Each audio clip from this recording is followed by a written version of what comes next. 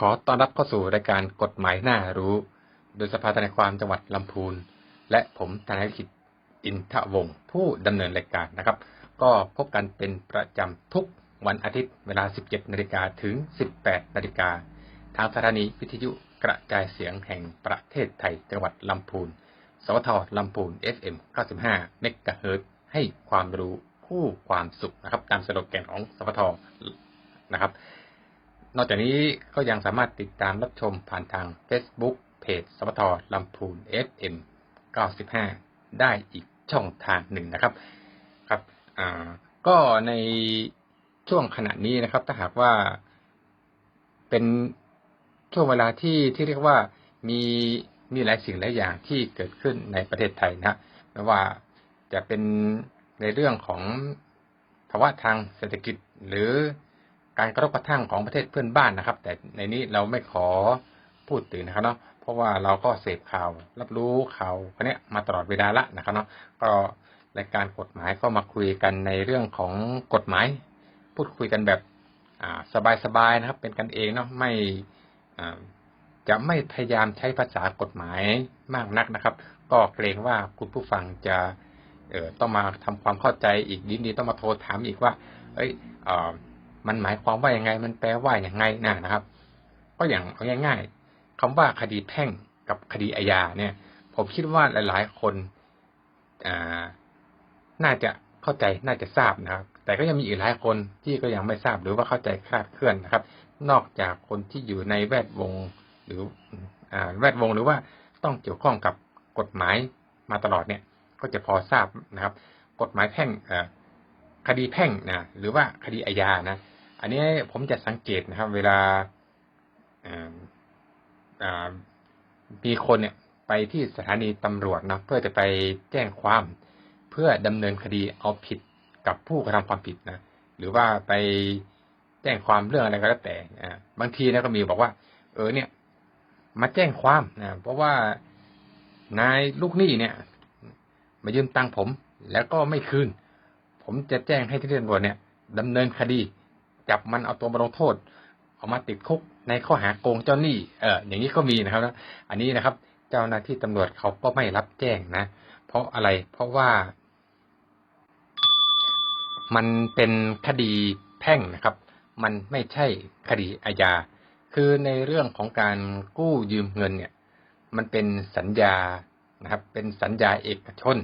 เป็นข้อตกลงระหว่างบุคคล2 คนก็คือเจ้าหนี้ผู้ให้ยืมกับลูกหนี้ผู้กู้นะเป็นสัญญาเอกเทศนะเอกเทศสัญญานะ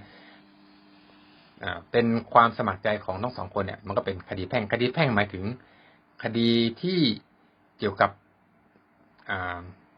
เรื่องการผิดสัญญาหรือว่าเรียกค่าเสียหายนะประมาณนี้นะครับก็ปลายทางของการยื่นฟ้องคดีแพ่งเมื่อเรายื่นฟ้องต่อศาลเป็นคดีแพ่งเนี่ยปลายทางของคดีเมื่อศาลมีคำพิพากษาแล้วนะครับแล้วก็ลูกหนี้ตามคำพิพากษาของศาลเนี่ยไม่ปฏิบัติ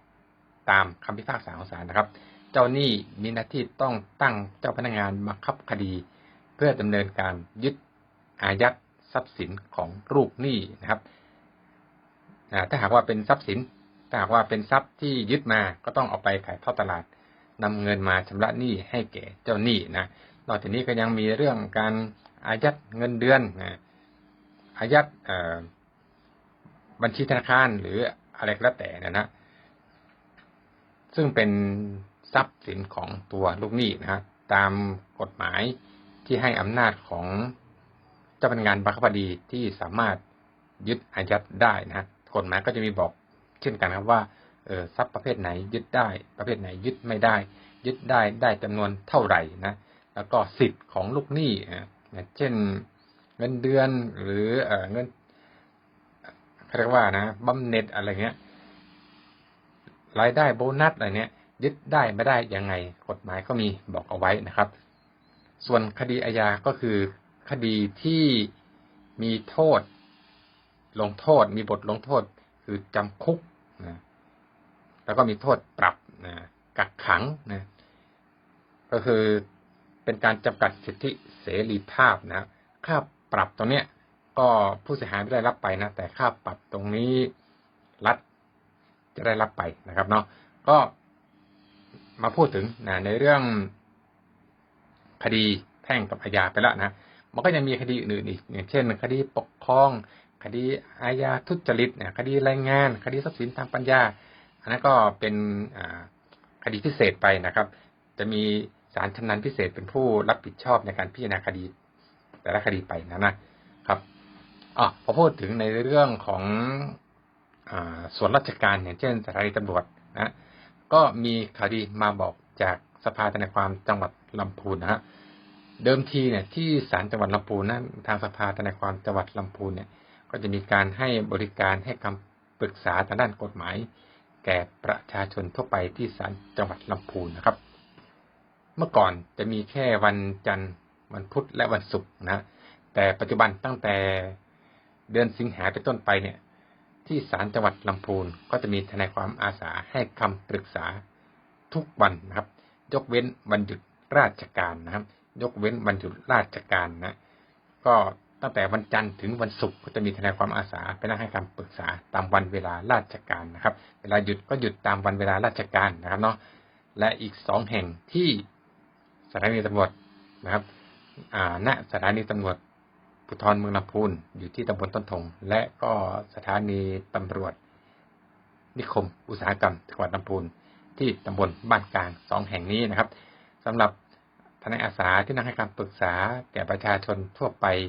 ที่สถานีตำรวจนี้จะมีทนายความอาสาคอยให้คำปรึกษาแก่ประชาชนทั่วไปเนี่ยทุกวันไม่เว้นวันหยุดราชการตั้งแต่8:30 น.ถึง 4:00 น.นะครับสะดวกที่ไหนไปที่นั่นนะครับนอกจากให้คำปรึกษาแล้วนะครับทางสภาทนายความเนี่ยก็ยังรับเรื่องเพื่อให้ความช่วยเหลือในเรื่องการดำเนินคดีในชั้นศาลนะอย่างเช่นถ้าว่าเป็นจำเลยก็อาจจะแต่งตั้งทนายความไปช่วยเหลือในชั้นศาลหรือถ้าหากเป็นโจทก์ก็อาจจะแต่งตั้งทนายความไปยื่นฟ้องเป็นคดีต่อศาลนะครับแต่ทั้งนี้ทั้งนั้นผู้มาขอความช่วยเหลือในเรื่องอัตคดีคือมาขอทนายอาสาเพื่อไปดำเนินการทางชั้นศาลเนี่ยต้องเข้าหลักเกณฑ์ก็คือ 1. เป็นผู้ที่ไม่ได้รับความเป็นธรรมนะ 2. มีฐานะยากไร้นะครับเข้า2 หลักเกณฑ์นี้ทางสภาทนายความจังหวัดลำพูนก็จะรับเรื่องเอาไว้และก็จะแต่งตั้งทนายอาสาให้ไปช่วยเหลือนะครับครับในเรื่องของการกู้ยืมเงินมันก็เป็นเรื่องปกติธรรมดานะว่าบางทีเนี่ยเงินมันขาดมือหรือว่าจำเป็นต้องใช้เงินอย่างเร่งด่วนแต่ว่าบางทีก็เราเนี่ยใช้ไม่เยอะนะอาจจะยืมแค่ไม่กี่พันบาทนะหรือไม่กี่หมื่นบาทนะเล็กน้อยเนี่ยคันจะไปที่สถาบันการเงินเนี่ยมันก็เสียเวลาหรือว่าอาจต้องรออนุมัติอะไรอีกนะก็บางทีเราก็ยืมคนรู้จักคนใกล้ชิดกันญาติกันเพื่อนกันพี่น้องกันนะครับก็เป็นเรื่องปกติธรรมดานะครับบางครั้งก็ไม่มีสัญญาอะไรกันนะขอยืมกันหน่อย 2,000 บาท 3,000 บาทพรุ่งนี้ใช้สิ้นเดือนจ่ายอะไรเงี้ยเขาก็มาใช้เอามาชำระมันก็แล้วไปไม่มีปัญหานะเพราะว่ายืมไปแล้วก็เอามาคืนตามที่ตกลงกันไว้หรืออาจจะคลาดเคลื่อนนิดนึงสักวัน2 วันอาทิตย์2 อาทิตย์เดือน2 เดือนแต่ก็ยังเอามาคืนนะอันนี้ก็เรียกว่าเป็นซื่อสัตย์แล้วก็มีความรับผิดชอบในการชำระหนี้นะครับก็เขาเรียกว่าเป็นคนที่มีเครดิตมีความน่าเชื่อถือนะครับคนที่ให้ยืมก็ก็สบายใจนะว่าคนเนี้ยเขาเป็นคนที่ซื่อสัตย์ไว้ใจได้เชื่อถือได้มีความรับผิดชอบยืมไปก็เอามาใช้นะครับบางครั้งอาจจะมีการติดขัดอาจจะสะดุดหรือไม่สะดวกอะไรอย่างเงี้ยยังไม่สามารถชำระได้ทันตามที่กำหนดก็อาจจะล่าช้านิดนึงก็ไม่ว่ากันอะไรประมาณนี้นะครับแต่ก็มีเหมือนกันที่บางทีเนี่ยเป็นคนที่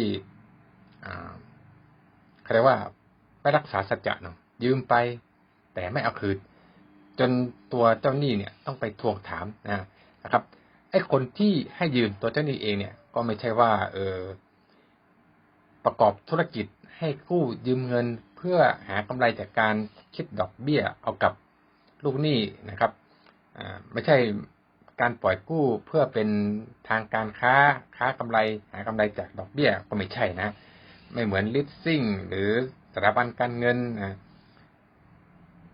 อะไรพวกนี้ที่เขาเป็นธุรกิจคิดดอกเบี้ยนะให้กู้ยืมเงินเพื่อหากำไรจากดอกเบี้ยอันนี้ก็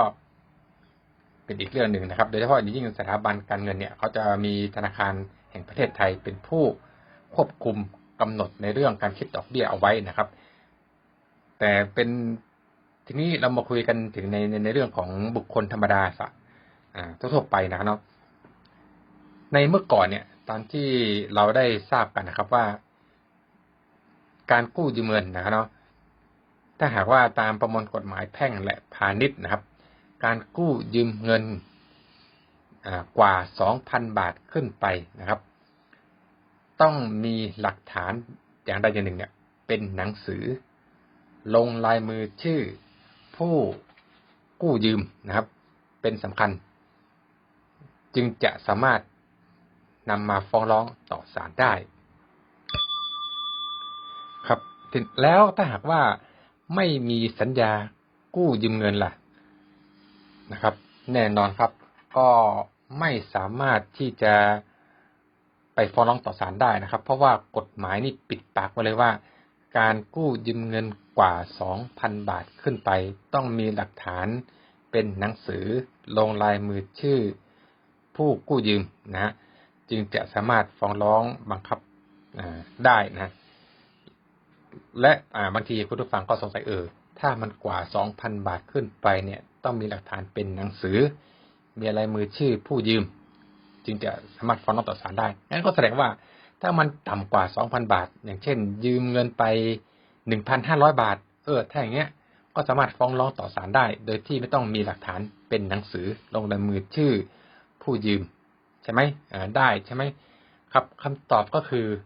ใช่ครับสมมติว่ามีการกู้ยืมเงินกันนะครับ 1,500 บาทโดยที่เป็นการพูดคุยกันปากเปล่าขอยืมกันปากเปล่านี่แหละนะไม่มีหลักฐานเป็นหนังสือไม่มีลายลักษณ์อักษรอะไรสักอย่างเลยนะก็ให้ยืมไป 1,500 บาททีนี้มีการเบี้ยวกันขึ้นมา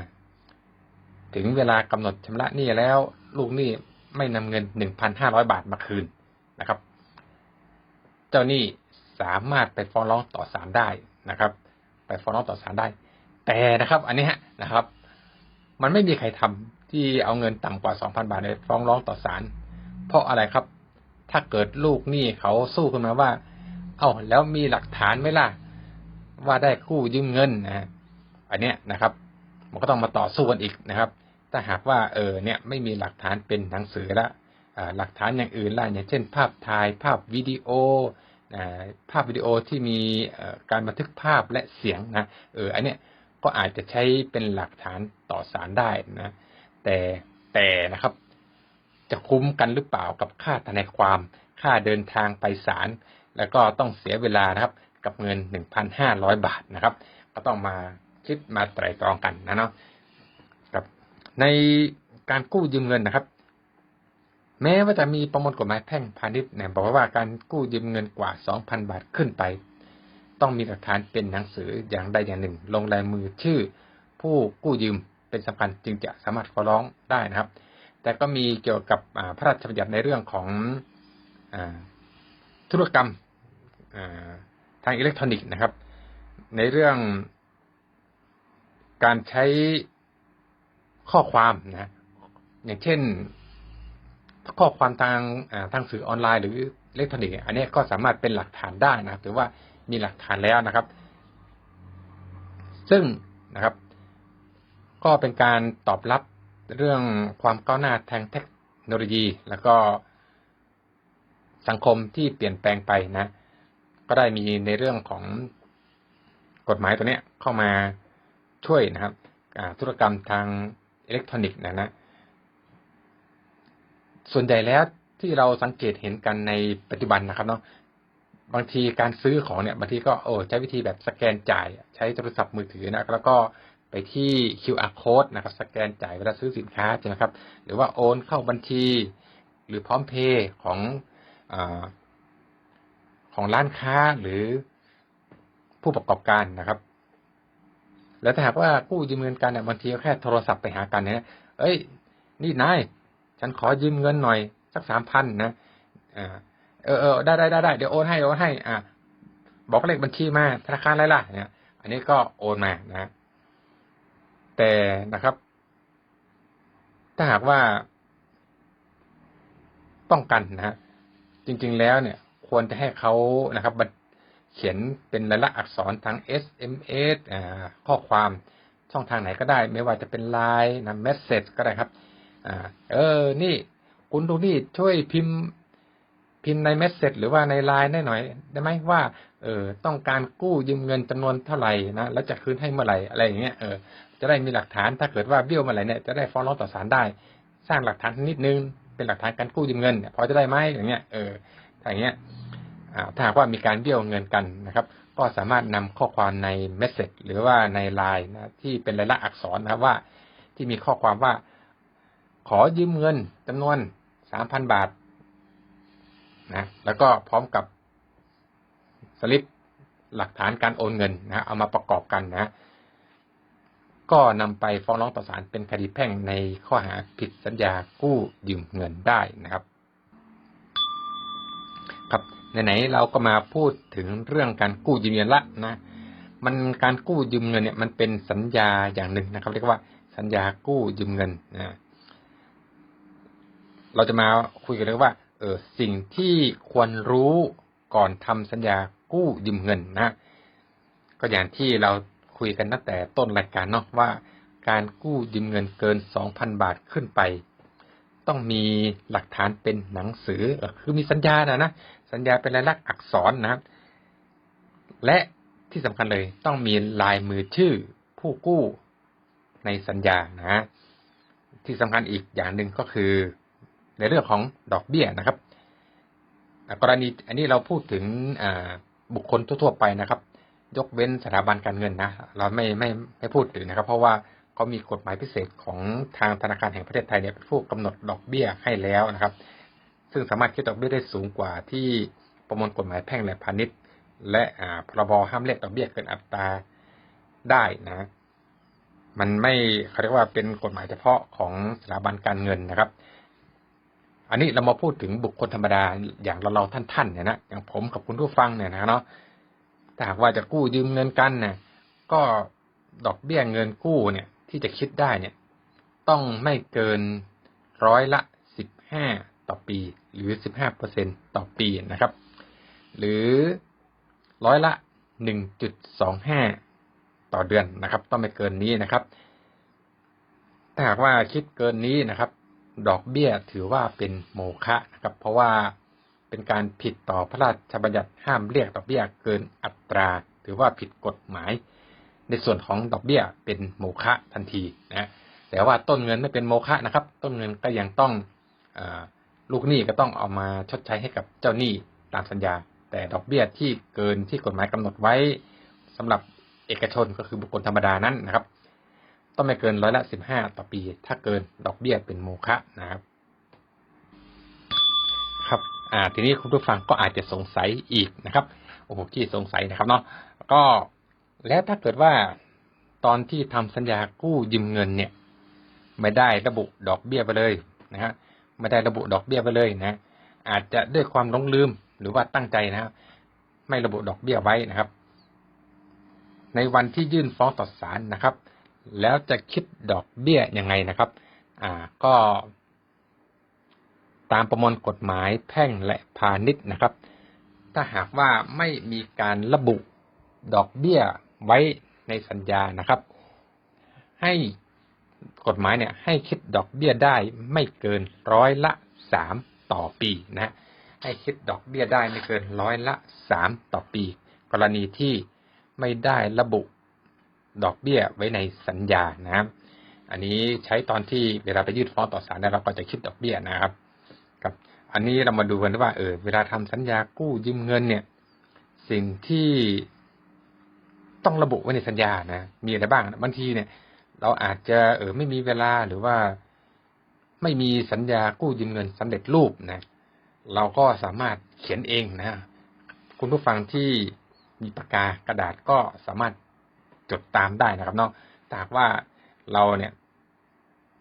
เวลามีความจำเป็นเร่งด่วนหรือว่าไม่อยากเสียเวลาออกไปซื้อสัญญากู้ยืมเงินสำเร็จรูปนะเราก็สามารถนำกระดาษเปล่ามา1 ใบนะแล้วก็เขียนนะครับเขียนเอาปากกาเขียนเลยหรือนะครับว่าสิ่งที่ต้องระบุในสัญญากู้ยืมเงินนะฮะสมมติว่ามีการกู้ยืมเงินกันเนาะสิ่งแรกเลยที่ต้องมีก็คือสถานที่ที่ทำสัญญาทำไมต้องมีสถานที่ที่ทำสัญญาด้วยนะฮะเพราะนะครับถ้าหากว่ามีการผิดสัญญาสถานที่ที่ทำสัญญานี่แหละครับเป็นตัวกำหนดว่าจะต้องไปฟ้องที่ศาลไหนนะครับสถานที่ที่ทำสัญญาอยู่ในเขตอำนาจของศาลใดที่จะรับฟ้องนะทางที่ดีนะครับก็เอาภูมิลำเนาที่สะดวกที่เจ้าหนี้อยู่ในเขตของศาลนั้นๆนะฮะที่จะสะดวกไปศาลนะอย่างเช่นอยู่ในจังหวัดลำพูนนะก็เนี่ยอย่างเช่นตำบลในเมืองอำเภอเมืองจังหวัดลำพูนนะเป็นบ้านที่ทำสัญญาหรือไปทำสัญญากันที่ใดสักที่หนึ่งอย่างเช่นในห้างสรรพสินค้าในตัวเมืองจังหวัดลำพูนเนี่ยก็ระบุห้างสรรพสินค้าจเนี่ยตำบลในเมืองอำเภอเมืองจังหวัดลำพูนนะครับเพื่อที่จะได้ขึ้นเวลามีปัญหาลูกหนี้ผิดนัดกันก็จะได้นำคดีขึ้นสู่ศาลจังหวัดลำพูนซึ่งเป็นศาลที่มีเขตอำนาจในสถานที่ทำสัญญานะครับรายละเอียดต่อมาก็คือ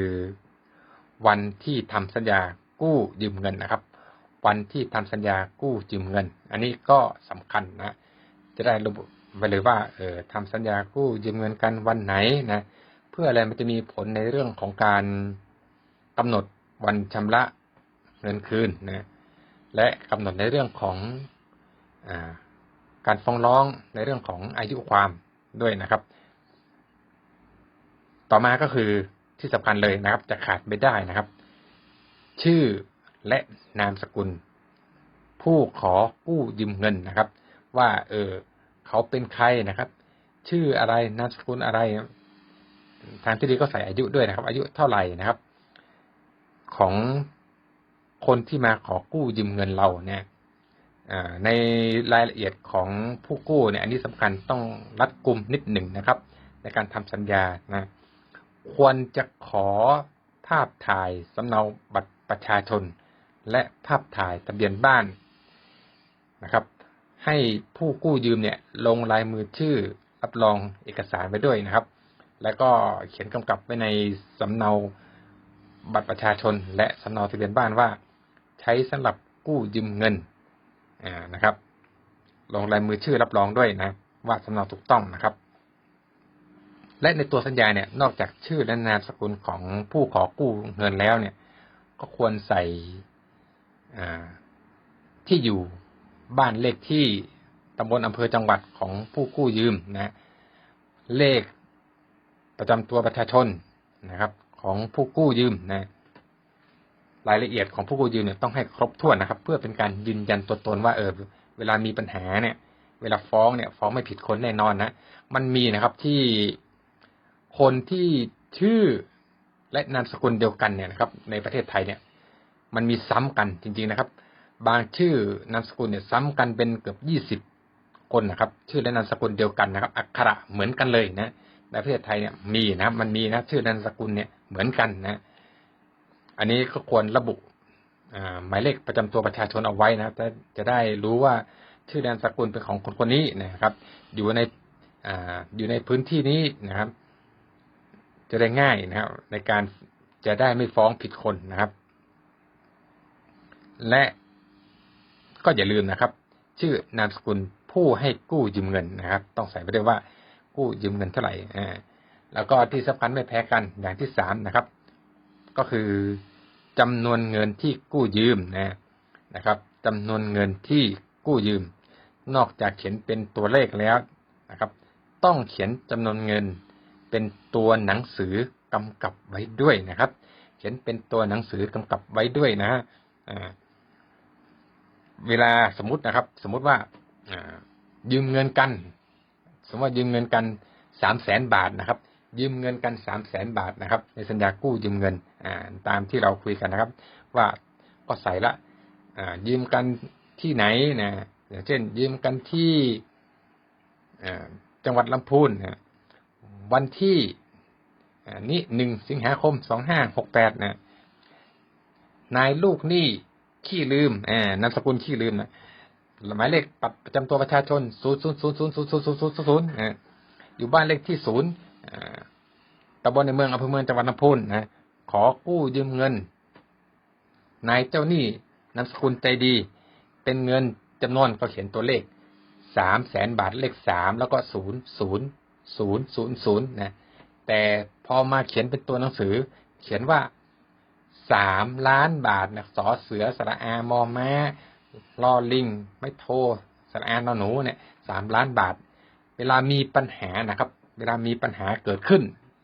เรื่องถึงศาลนะครับศาลท่านจะดูที่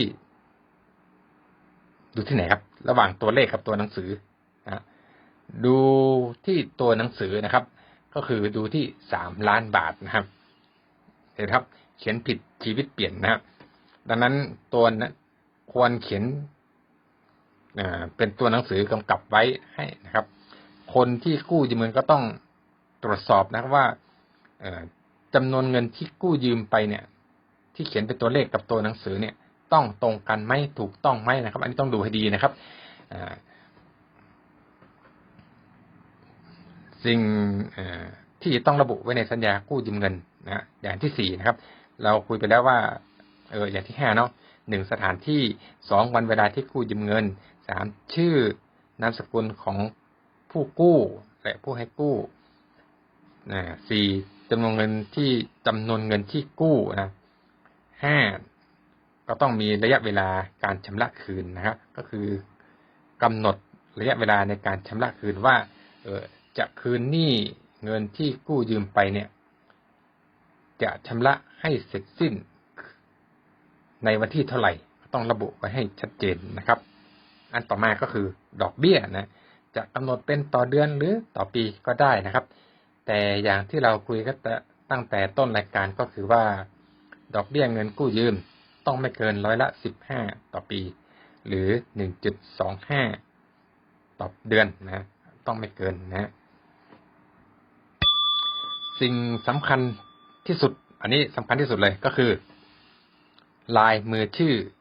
คนกู้ยืมก็ต้องมีลายมือชื่อคนกู้ยืมนะครับก็คือลงชื่อนายลูกหนี้ผู้กู้ยืมนะครับและก็ต่อมาก็ลายมือชื่อผู้ให้กู้นะครับ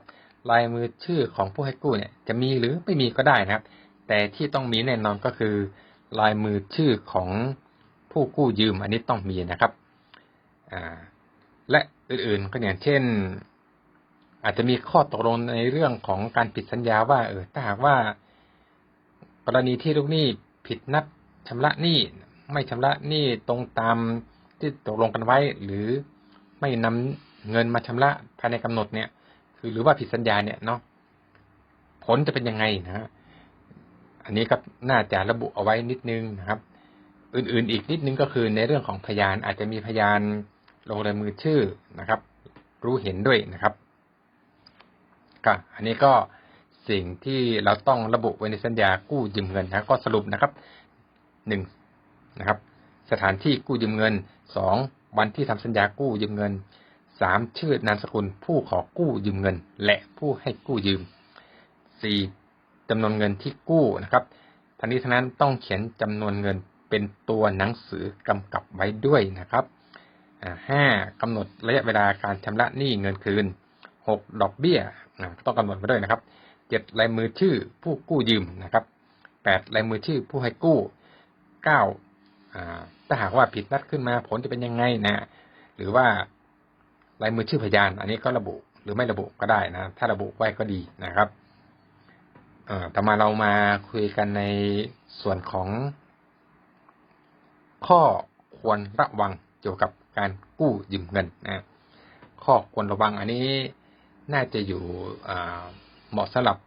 ลูกหนี้หรือว่าผู้ที่ขอกู้นะเวลาทำสัญญากู้ยืมเงินนะเราเดือดร้อนเรื่องการเงินนะก็ต้องการความช่วยเหลือทางการเงินจาก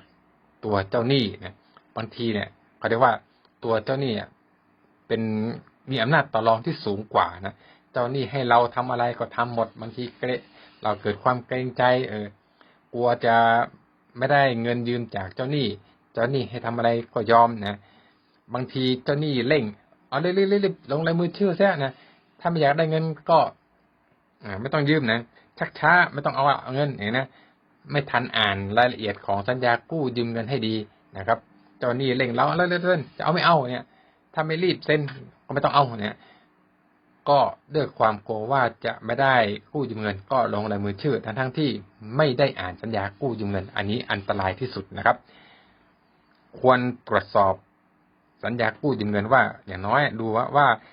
ตัวเลขจำนวนตัวเลขและตัวอักษรต้องตรงกันหรือไม่และเป็นไปตามที่เรายืมไปจริงๆหรือไม่หรือที่ตกลงกันไว้หรือไม่อย่างไรนะครับและก็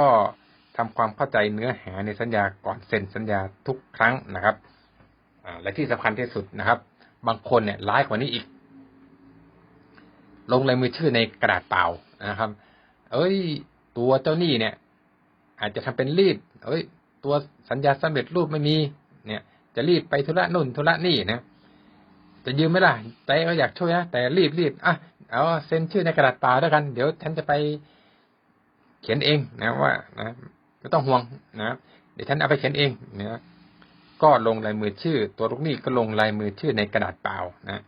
หรือเป็นแบบฟอร์มเปล่าๆนะที่อย่างเช่นเป็นสัญญาสำเร็จรูปแต่ยังไม่ได้มีการกรอกรายละเอียดลงในสัญญาฉบับนั้นก็ลงลายมือชื่อไปนะถ้าหากว่าเจอเจ้าหนี้ที่เป็นคนใจดีมีความซื่อสัตย์อยากจะช่วยจริงๆก็ไม่เป็นไรนะเขาก็อาจเอาไปกรอกภายหลังตามความเป็นจริงก็ไม่เป็นอะไรนะแต่ไปเจอเจ้าหนี้ขี้โกงเจ้าหนี้ที่เป็นคนที่คิดจะเอารัดเอาเปรียบจ้องจะเอาเปรียบคนอื่นนะยืมไป10,000ออกไปเป็นแสนยืมไป100,000นะอันนี้อันตรายสุดๆนะครับยืม10,000ตัวเจ้าหนี้ขี้โกงเนี่ยเอาไปก่อเองเป็น200,000เป็นหรือ50,000เนี่ยยืมไป10,000เอาไปกอก50,000 60,000เนี่ยโอ้โหตัวลูกหนี้นี่เขาเรียกว่ามีหลักฐานเป็นลายลักษณ์อักษรนี่พูดยากเลยนะครับศาลก็ไม่ได้มารู้เห็นอะไรกับทางเจ้าหนี้ลูกหนี้ตอนที่ทำสัญญากันนะครับก็พิจารณาตามหลักฐานที่ท่านพบเห็นนะก็คือตามลายลักษณ์อักษรตามหนังสือนะครับซึ่งถ้าหากว่านะครับตัวลูกหนี้เนี่ยมันยากนะครับมันยากที่จะเอาอะไรมาเขาเรียกว่าพิสูจน์หักล้างพยานเอกสารที่เป็นลายลักษณ์อักษรนะครับแล้วก็ตัวเองเนี่ยก็ลงลายมือชื่อกำกับไว้ด้วยนะครับบอกว่าตอนนั้นเขาเอากระดาษเปล่ามาให้นะเร่งรีบก็ลงลายมือชื่อในกระดาษเปล่าไปนะครับอันนี้นะครับจะไปอ้างว่าตอนเซ็นกระดาษเปล่านะแล้วเจ้าหนี้เอาไปกรอกยืมมา10,000เอาไปกรอก60,000อันเนี้ยมันพูดยากเนาะก็ถือว่าเป็นความประมาทเลินเล่อของตัวผู้กู้นะครับอันนี้ยอมตนเข้าไปเสี่ยงภัยเองนะยอมตนรู้ว่าเจ้าหนี้เนี่ยเขาสามารถเอาอะไรไปกรอกก็ได้จะกรอกอะไรลงในกระดาษเปล่าๆนั้นก็ได้นะครับแม้แต่ตัวเลขนะเนาะคือยอมรับความเสี่ยงประมาทเลินเล่อนะตัวลูกนี่เองเขามีส่วนประมาทนะฮะประมาทเลินเล่อเนี่ยนะฮะพอมีเรื่องมีปัญหาขึ้นมานะจะมาอ้างว่าเจ้าหนี้ให้เซ็นชื่อในกระดาษเปล่าๆนั้นอันนี้นะ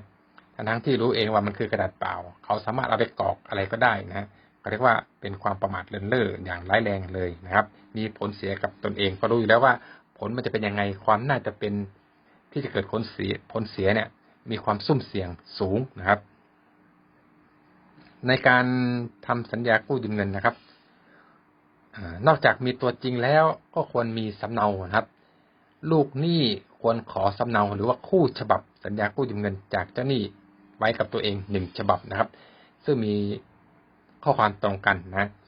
ไว้ด้วย1ฉบับนะครับแล้วก็นะครับควรนะครับในการกู้ยืมเงิน ควรมีพยานฝ่ายผู้กู้ยืมอย่างน้อย1 คนนะครับเราต้องเอาคนที่เราไว้วางใจไปด้วย1 คนลงลายมือชื่อในสัญญากู้ยืมเงินนะครับเป็นพยานฝ่ายเราด้วยนะครับ1 คนนะอันนี้ควรจะมีนะและที่สำคัญที่สุดนะครับสำหรับคนที่เป็นลูกหนี้ตามสัญญากู้ยืมเงินนะครับ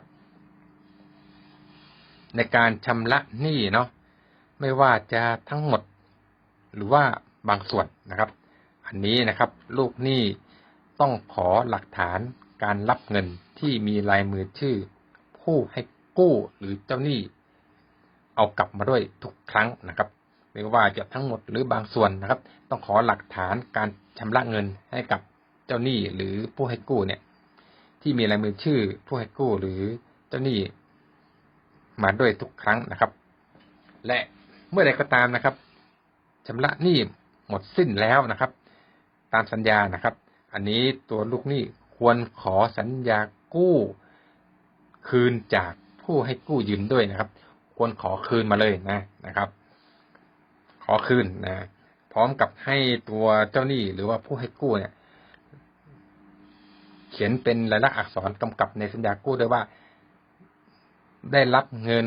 กู้ยืมไปครบจำนวนตามสัญญาเรียบร้อยแล้วนะครับแล้วก็ลงชื่อผู้ให้กู้ในสัญญากู้ยืมเงินไว้ด้วยนะครับก็เรียกว่าสลักไว้เลยนะครับแล้วก็ขีดค่าสัญญากู้เสียแล้วก็ตัว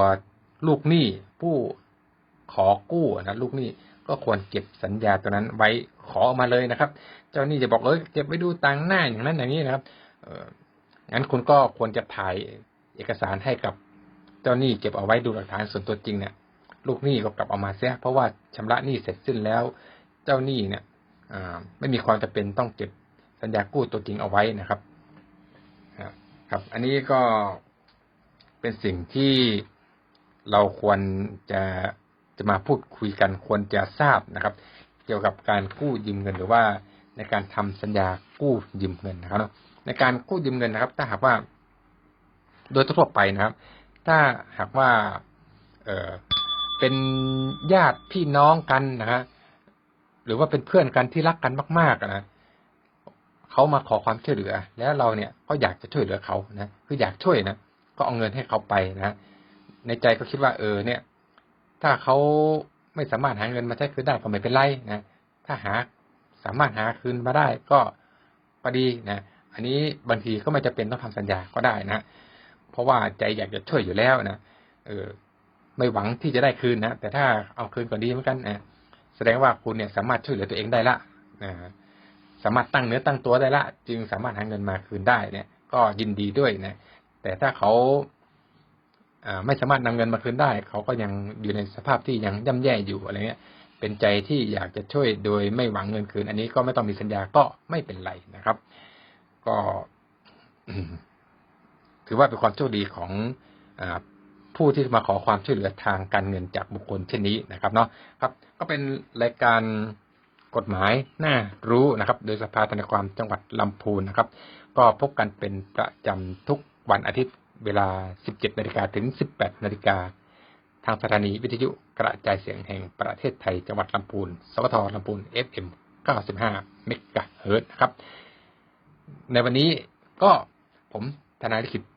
อินทวงศ์ก็ขอลาคุณผู้ฟังแต่เพียงเท่านี้สวัสดีครับ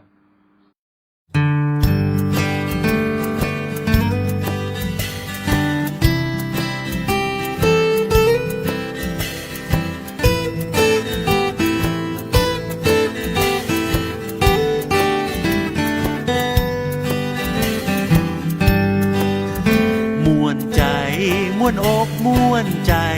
หาริปุ่นใจม่วนใจละปูเมืองเก่าห่มใต้ใบบุญเมืองนี้มีน้ำละปูนลำพูนเก่าเนานานปัง300 ปีไปหนุ่มเหล่าสาวงามรองเรืองเมืองเนื้อกระเดืองเลื่องลำใหญ่บอกไกลบอกไก่เจียงใหม่สงบห่มเย็นเป็นไปหาริพุนชัยนี่ไงละปูแถวงานส่งน้ำพระธาตุ บาทตากผ้าทำบุญน้ำตกก็เมืองลีละปูนเจ้าแม่จามเทวีที่เธอทูลไว้สาครูบาเจ้าตนบุญครูบาศรีวิจัยเป็นดีใครชวนน้องไปเตอะไปแอวไปซอกจิ้มลำใหญ่พระรอดคลังพระฝ้ายงามน้ำพวงใสเจ้าละปูนพร้อมต้อนรับด้วยน้ำใจมาเร็วไวมาม่วนใจละปู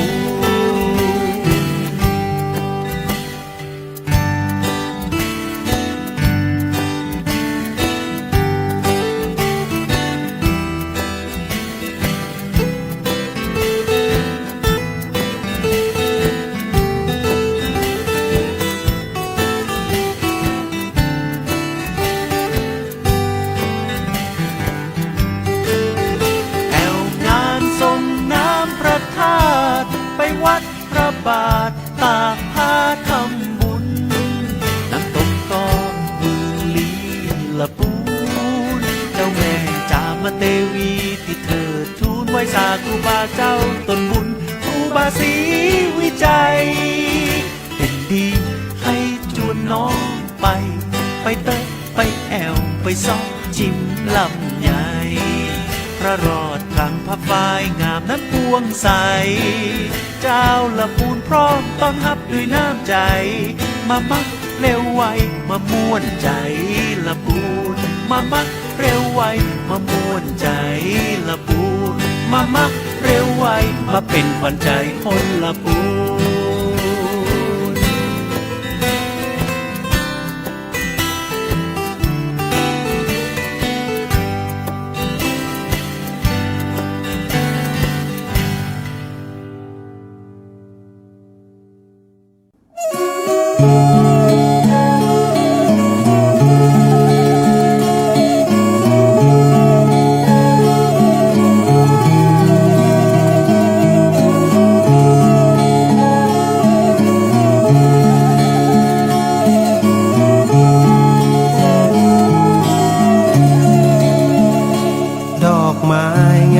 ซึ้งใจเมื่อยามเห็น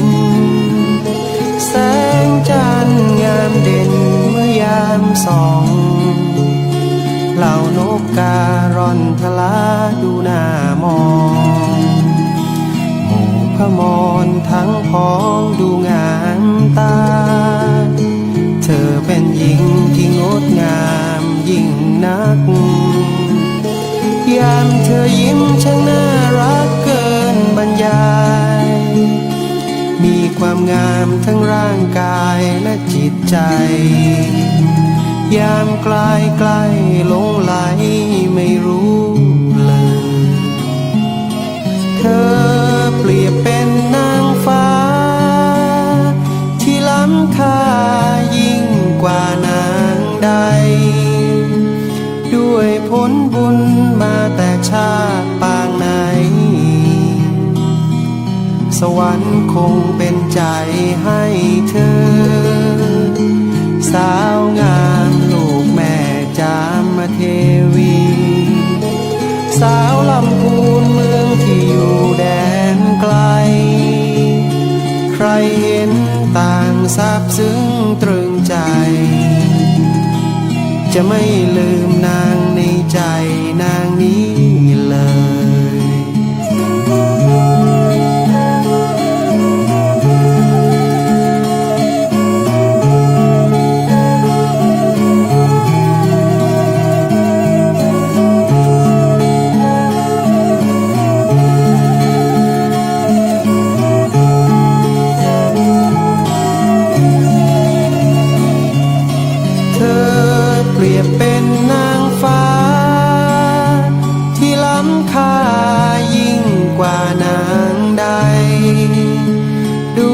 ผลบุญมาแต่ชาติปางไหนสวรรค์คงเป็นใจให้เธอสาวงามลูกแม่จามเท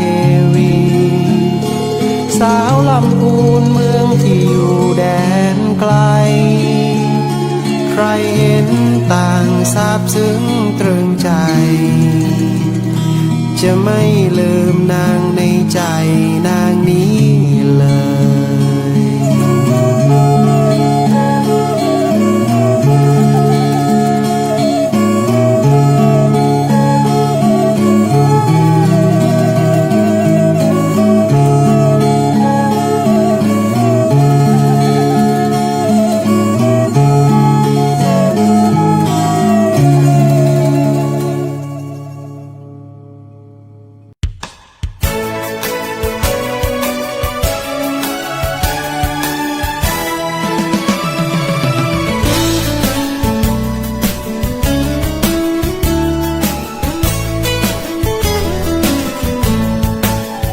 นครลำพูนแดนดินถิ่นสวรรค์ช่างงามการทำจังนั้นดังเมืองในฝันฉันเยือนมาน้ำกวงทาลีแม่ที่ชื่นช่ำอุราเธอทูลกราบไหว้บูชาองค์ครูบาศรีวิชัยทาริพุนชัยวิไลรุ่งเรืองป่าสร้างดีผ้าพื้นเมืองทอด้วยมือเลื่องลือไกลแม่ทากล่าวขานเรื่องการแกะสลักไม้เกษตรกรรมยิ่งใหญ่เรายกให้บรรหงมานานถิ่นอำเภอลีนั้นมีป่าไม้สมบูรณ์ทุ่งวัวช้างอบอุ่นขุนเขาศพเทิมตรึงงานวัดหลวงลำพูนทุกปีทำบุญร่วมงานนมัสการทรงน้ำพระธาตุธาริพุนชัยเรื่องลือมานานเปรียบปานแผ่นดินทองงามจริงถิ่นเวียงน้องล่องทุ่งรวงทองเมื่อมองถึงใจบ้านที่ชวนฝันเปรียบดังสวรรค์อำไพเมืองนี้มีมนต์ดลให้ฉันประทับใจในลำพูน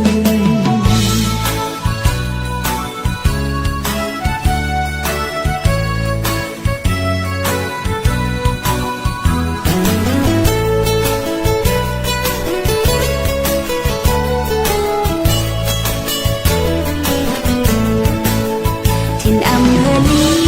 นั้นมีป่าไม้สมบูรณ์ทุ่งวัวช้างอบอุ่นขุนเขาศพเทิมตรึงงานวัดหลวงลำพูนทุกปีทำบุญร่วมงานนมัสการทรงน้ำพระธาตุธาริพุนชัยเรื่องลือมานานเปรียบปานแผ่นดินทองงามจริงถิ่นเวียงน้องล่องทุ่งรวงทองเมื่อมองถึงใจบ้านที่ชวนฝันเปรียบดังสวรรค์อำไพเมืองนี้มีมนต์ดลให้ฉันประทับใจในลำพูน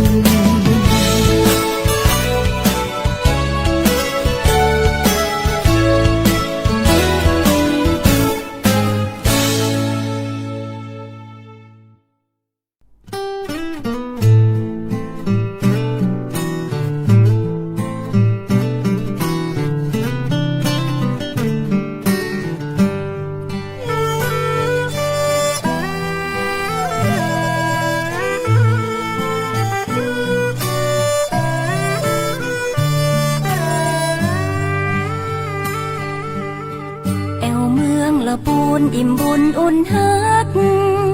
หากไผหูจักจะฮักไปจนวันตายละปูนเฮามีของดีมีกระเทียมมีลำไย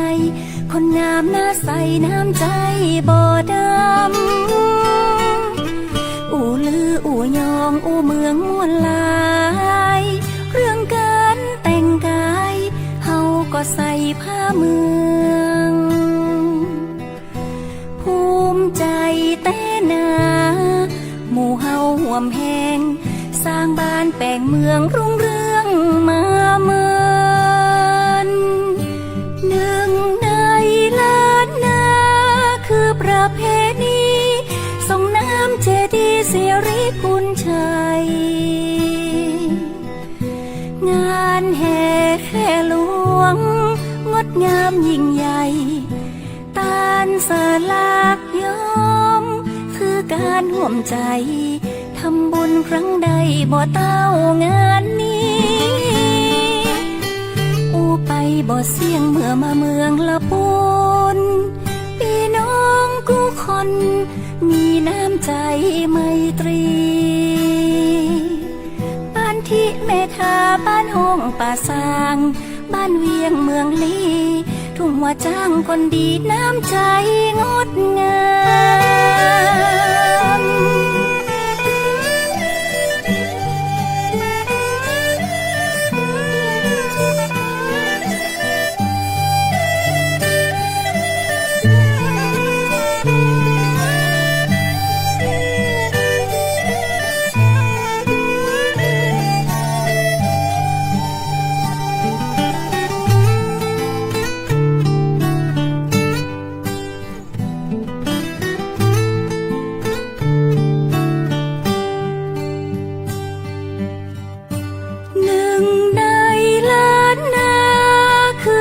เพณีส่งน้ำเจดีย์เสียริพุนชัยงานแห่แค่หลวงงดงามยิ่งใหญ่ตานสลากย้อมคือการห่วมใจทำบุญครั้งใดบ่เต้างานนี้อุไปบ่เสี่ยงเมื่อมาเมืองละปูนพี่น้องกู้คนมีน้ำใจไมตรีบ้านทิเมทาบ้านห้องป่าซางบ้านเวียงเมืองลีทุ่งว่าจ้างคนดีน้ำใจงดงาม